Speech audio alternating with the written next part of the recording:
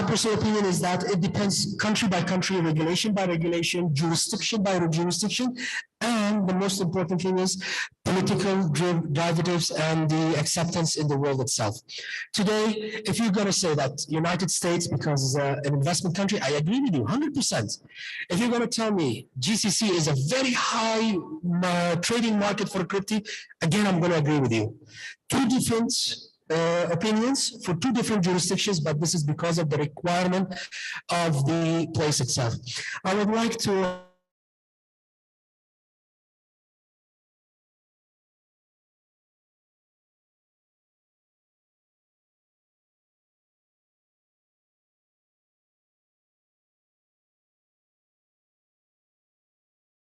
that they offer different things in different weeks. But going to different countries, you find specialized meal for that. And McDonald's plays actually one of the biggest financial, how can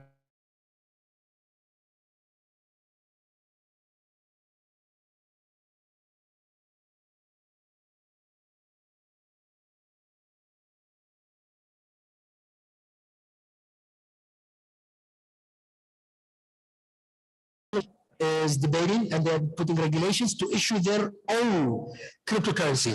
Taking an example, United Arab Emirates, in 2023, the central bank with the SAMA, which is from the Central Bank of Saudi Arabia, they're doing a coalition in order to create a cryptocurrency for the inter-border, cross-border, cash transfer for the trade and the business, the SMEs that they're working, including even the, corporate clients. Instead of using the conventional banking instrument, which the cost is very high, they will use this crypto, buy it, pay that small fee, get it done, get your business done over there. The structures where the central banks of United Arab Emirates and Kingdom Saudi Arabia can work together.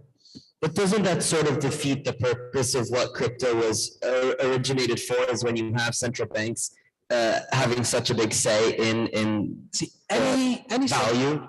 Any central bank, like a jealous wife, is very protective of its own on its own currency. With all respect to our sisters here. So any central bank, the value of the country itself, it needs to protect the local currency itself against the other currencies and the baskets that they put inside, the backups that they put in that one. Saying that, future is inevitable, no matter you like it or not. It's like an electric car. 10 years ago, people were laughing at you why you're having even in in the United States, trying the Toyota, the Prius. It's a good car, you drive it, and everybody was making fun of it. Today, they're fighting, there is queues, and there are people who are waiting in line to get those cars. Tesla cannot compete with the orders with them. It's similar to the cryptocurrency. Because it's providing solutions, it's going to come. And it's inevitable that the regulatory authorities, regardless, irrespective if it's a central bank or a licensing regulator, they have to adapt this for the future. Because it is enormous amount of cash, and the government needs to protect its own citizens against any kind of fraud that is happening. So therefore, they need to find regulations where it can be adapted to the local currency and the local economy. I just want to add on again. I'm not sure how I should put this, but you will notice, there's a huge difference in terms of how we look at centralization, decentralization, innovation, and so forth. Yeah. But then if you really look at it right now, if we continue to think in this manner, which is solely towards the more regulated space, we are going into and back to the whole capitalism way of life, and it's all going back. If you notice right now, is 5 years ago, when I look at the audience, they're all young guys. I'm in my 40s, yeah? All young guys, 20s and so forth. Right now, at this current time, you will see very old uncles talking about NFTs, 60s, 70s, 80s, that kind of age. That kind of age, I think, is good to give a very good mature understanding and sharing. But also at the same time, it is very disturbing, because we are losing the innovation part, and then if we lose the innovation part, there are a lot of other downstream issues that's going to come in, because right now, if you go back to the very early topic about, how exchanges are going to be like, new exchanges going to survive, is the limitation of withdrawal, going to work and so forth. Actually, all these things are a good balance in different countries, like the fine gentleman mentioned. It's a good balance. And the people on the ground, the grassroots and so forth, must try their very best to make sure that the things that they have proposed is going to be very sound. The government is going to listen to you and take very credible notes and find ways to execute them. Right now, it is lacking.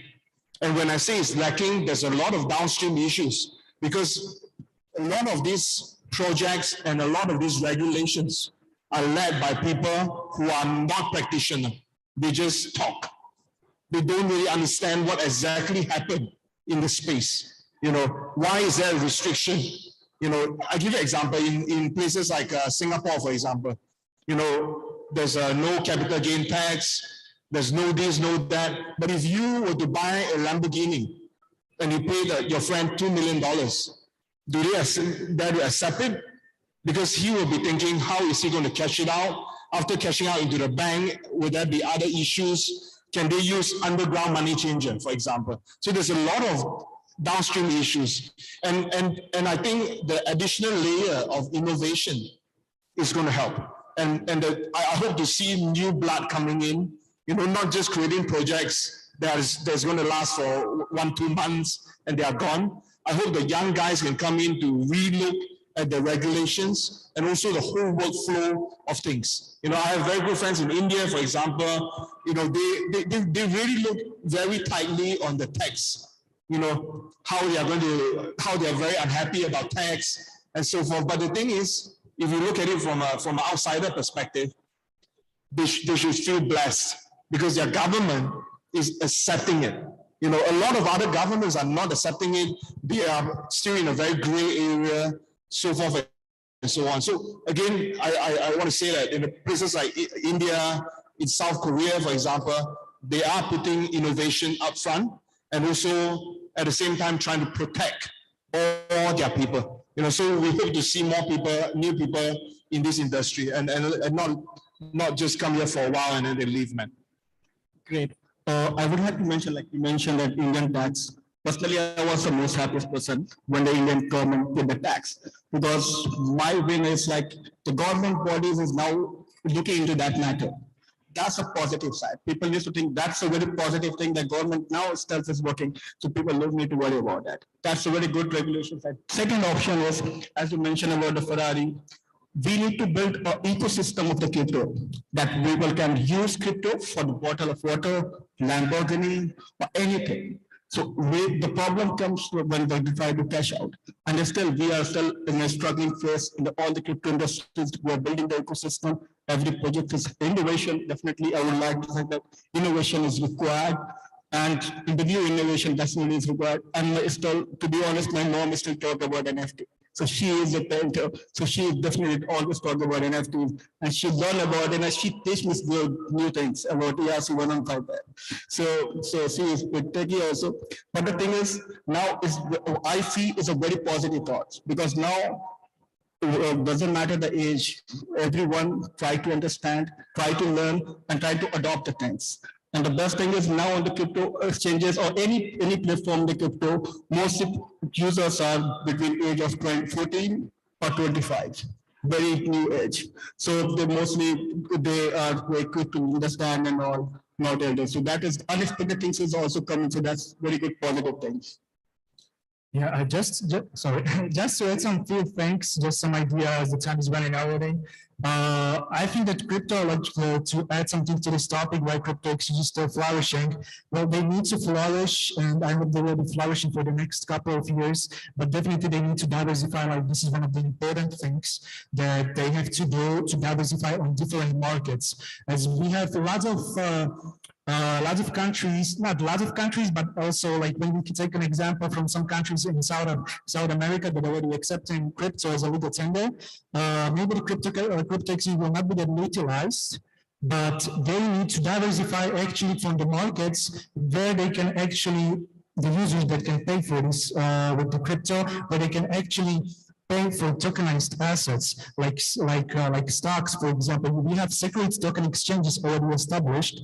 It's not a big market yet, but this is, I think, something that crypto exchanges should focus on and bring this market to the people where they can actually buy tokenized assets like stocks, bonds, ETFs or indices, and actually have the same rights as if they would buy the physical stocks or bonds. So this is something that I like. This is something, the idea that I'm also supporting, and I hope that all of the crypto exchanges will be providing this kind of possibilities and opportunities for the people and for the overall markets. Yep. So at this time, we'd like to open it up for Q&A. So yeah, if we can go, while she goes to the mic, if you want to. Okay, all right, so we're gonna have about 10 minutes for Q&A, so we have about time for 5 questions. Hi, my name is Siddiq Muhammad.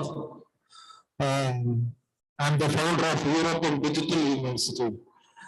See, the whole blockchain and the crypto come to unite and empower the entire humanity through decentralization of power and money. But what is happening now? It is happening against the principles of blockchain now, because the people are fighting each other for Bitcoin. Many people are fighting and killing each other. Many countries for Bitcoin, the improper sale and purchase of Bitcoin and all. It's happening everywhere, as all of you are aware. So my humble request to you, how can we take it to the masses, right from the school levels? Like a nursery class student can open a crypto wallet. Now a new world order system has to come. Even the children can start to make money through crypto, like it is happening in Canada, Europe, and America. It can happen in India, other countries. So this education about the crypto, blockchain, NFT has to spread across all the schools, colleges, universities, across the world. That is my humble suggestion. So we request your support for that.